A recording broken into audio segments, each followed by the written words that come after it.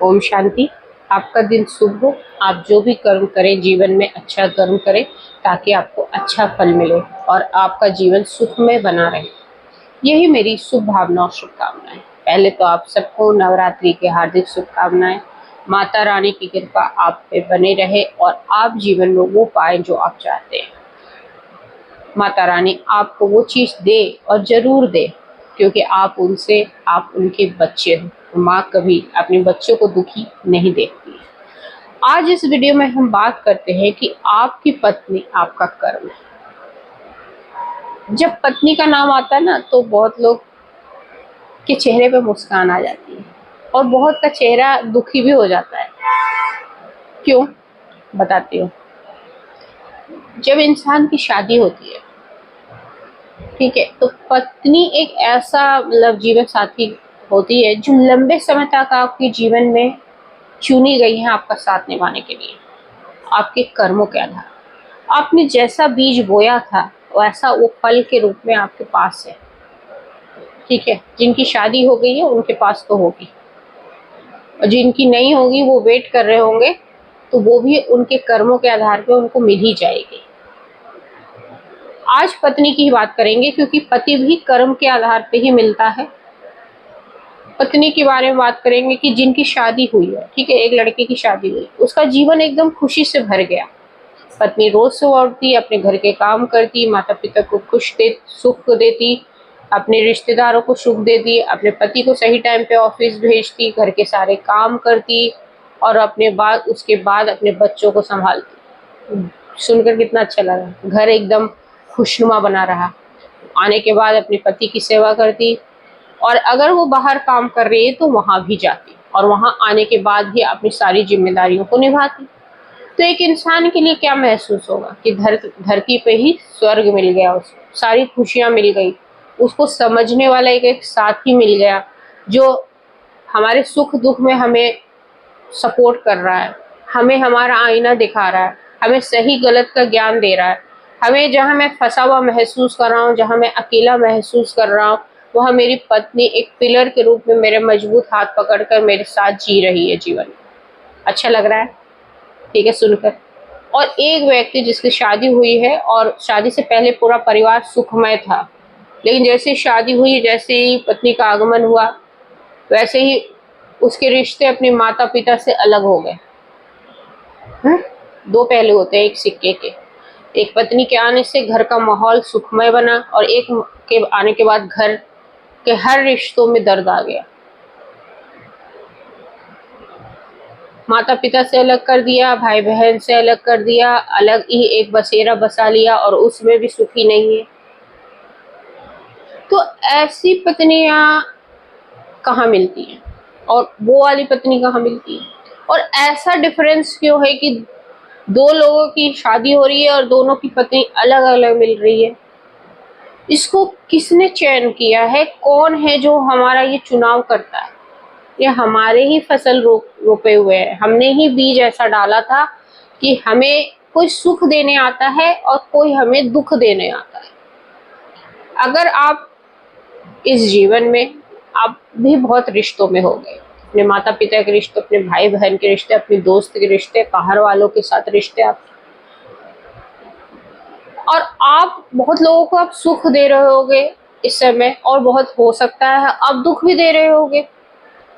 अब ये हिसाब किताब आपको मिलेगा, जिसको आप ज्यादा सुख दे रहे होगे वो, और जिसके साथ आपका गहरा रिश्ता है, वो आपका पत्नी के रूप में अगले जीवन में आपको मिलेगी।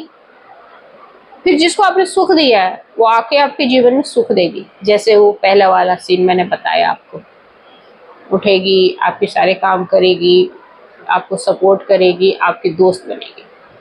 और अगर इस जीवन में आप किसी को सता रहे हो और उसके साथ भी आपका गहरा रिश्ता है, तो बदला तो लेगी ना, बदला तो लेगी वो रिश्ता आपके जीवन में। चाहे आप अपने भाई के साथ अब बुरा व्यवहार कर रहे हो, है ना, लेकिन आत्मिक जुड़े हुए हो, वो रिश्ता आपके अगले जन्म में आपकी पत्नी के रूप में बनकर आएगी और आपको सबक सिखाएगी। आपको आईना दिखाएगी कि रिश्तों की क्या अहमियत होती है। जब आप किसी को सुख देते हो तो आपको रिटर्न में सुख मिलता है, और दुख देते हो तो रिटर्न में दुख मिलता है।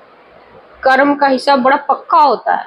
उसमें हम सोचते हैं कि ऐसे काम चला ले, मन के अंदर कुछ सोचे और हाथों से कुछ कर्म करे, तो देख कौन रहा है?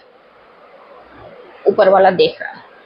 सब लेखा जोखा कर रहा है कि मन में कुछ सोच रहे हो और भाई के साथ अब व्यवहार कर रहे हो दुश्मन वाला, तो आपकी पत्नी वो सबक दिखा देगी। क्योंकि ये फसल है, यही तो बीज है जो हम रोपते हैं, और वही तो फसल जब हम काटते हैं, जब पत्नी या पति के रूप में हमें वो मिलता है। फिर हम बोलते हैं कि पत्नी के रूप में कौन मिल गया मुझे? देवी मिल गई, महालक्ष्मी मिल गई, या फिर दूसरा वाला स्वरूप? उस समय हम जब हम कर्म कर रहे होते तो हम कुछ नहीं सोचते, हम किसी से भी नहीं डरते हैं। अगर हम उसी समय अटेंशन दे दें तो जो हमें पत्नी मिले वो हमेशा सुख ही देगी आपको। क्योंकि पत्नी वो आईना होती है जो आपको हर समय समय पे आपका आत्मिक स्वरूप का दर्शन कराती है। पत्नी ही वो इंसान है जो आपको कभी अकेला नहीं छोड़ती है।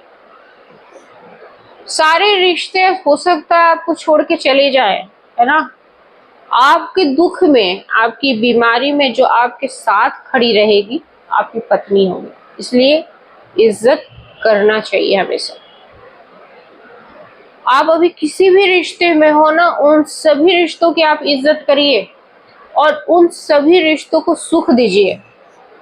बहुत लोग बोलते हैं ये पॉसिबल हो सकता है, क्यों नहीं हो सकता? आपके कर्म अगर अच्छे हैं, आपके साथ कोई भी कैसा भी व्यवहार कर रहा हो, लेकिन आपकी साइड से बुरा व्यवहार नहीं होना है। क्योंकि अगर आपने बुरा किया तो भैया आगे के लिए आप तैयार रहना, वो कोई भी रिश्ते में आपके पास आ सकता है, पत्नी के रूप में, पति के रूप में, इवन पुत्र के रूप में। ये सारे ही कर्म के आधार पे ही रिश्ते बने हुए हैं। आज आपको जो जो रिश्ते दुख दे रहा है, ठीक है, या सुख दे रहा है, तो आप समझ लेना कि आपने कैसा बीज बोया था, अच्छी क्वालिटी वाला या घुन वाला। घुन समझते हैं ना, जो कीड़े लग जाते हैं इनको खोखला कर देते हैं, बीच बीच में से छेद होता है, ऐसे दाने देखे होंगे आपने, या घर में कभी चावल में कीड़े लग जाते हैं ना तो उसको बीच बीच में खोखला कर देते हैं। तो ऐसे अगर बीज को हम रोपते हैं तो फसल, पेड़ ऐसे ही बेकार बेकार से पत्ते आते हैं उसमें, खेती करते हैं तो ऐसे ही रिश्तों में अगर मनमुटाव चल रहा है, ठीक है, तो उसको आज से ही सुधार लीजिए। क्योंकि कभी भी रिश्ते को सुधारने के लिए दो लोगों की जरूरत नहीं पड़ती। अगर आपने सुधार लिया ना, सिंपल ट्रैक पे आ जाएगा। कल ही किसी ने मुझसे पूछा था कि मेरी सास ना मुझे बहुत सुनाती है, ठीक है, हर चीज पे ताना मारती है, मैं इतने काम भी करती हूँ फिर भी सास ताना मारती है। आप अपने रिश्ते को सुधारना चाहते हैं, आप सास के बारे में अच्छा सोचना शुरू कर दीजिए।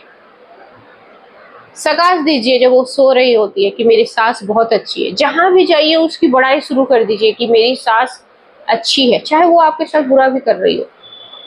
आपकी इसी वाइब्रेशन से उसका जो ऑरा है वो चेंज होता जाएगा आपके प्रति। इसकी एक स्टोरी भी है, वो मैं कभी और सुनाऊंगी। आज का टॉपिक यही है कि भाई पत्नी की आपका कर्म है, और ये डेफिनेटली कर्म ही है। पत्नी के रूप में जब आप बहुत भाग्यशाली होते हैं तो लक्ष्मी का ही अवतरण माना जाता है कि आपके सौभाग्यशाली स्त्री आपके घर में आ गई है। उसके कदम रखते ही आपका घर का माहौल चेंज हो गया है। आपके पास कुछ नहीं था, उसके भाग्य से सब कुछ आ गया, क्योंकि आपके कर्म बहुत अच्छे थे। आपने जो कर्म करके आए थे ना, वो बहुत अच्छे कर्म किए थे आपने, इसीलिए आपके घर में ऐसी पत्नी आई। तो हर रिश्तों में कर्मों की अहमियत बहुत ज्यादा है। कोई बीमार स्त्री आपकी पत्नी बनी है, आपको हर बार दुख झेलना पड़ रहा है, तो कहीं ना कहीं आपने पिछले बार किसी को सताया होगा, ठीक है। अब वो आप उसकी बीमारी को झेलिए। सब कर्म है, यहाँ पे सब चीज कर्म है। इसीलिए मैं हमेशा कहती हूँ कि आप हमेशा अच्छे कर्म करिए। जितने भी मेरे व्यूवर्स है 20,000 अभी, सब अच्छे कर्म करोगे तो 20,000 करते करते करते आपके संपर्क में जो लोग आएंगे, धीरे धीरे धीरे सब अच्छे होते जाएंगे। और जिनकी कर्म अच्छे होते जाएंगे उनका भविष्य भी अच्छा होता जाएगा। उनके जीवन में जो पत्नी आएगी वो आपके घर को स्वर्ग बना देगी। और यही तो मैं चाहती हूँ कि हर किसी का घर स्वर्ग बना रहे। होप सो आपको ये मेरी वीडियो अच्छी लगे कि आपकी पत्नी के साथ आपका सिर्फ शारीरिक संबंध नहीं है, आत्मिक संबंध है, आपका कर्म है, आपका आईना है और वो आपको दिखाती है। जय हिंद, जय भारत।